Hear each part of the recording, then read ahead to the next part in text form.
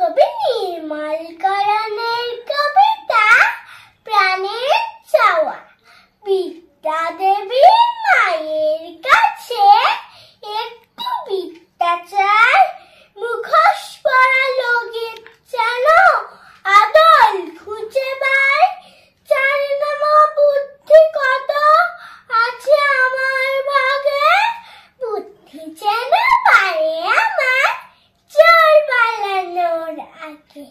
ঠাকুর মশাই পড়েন কেমন সহজ করে মন্ত্র, তেমন সহজ হয় না আমার প্রাণের বাচন তন্ত্র।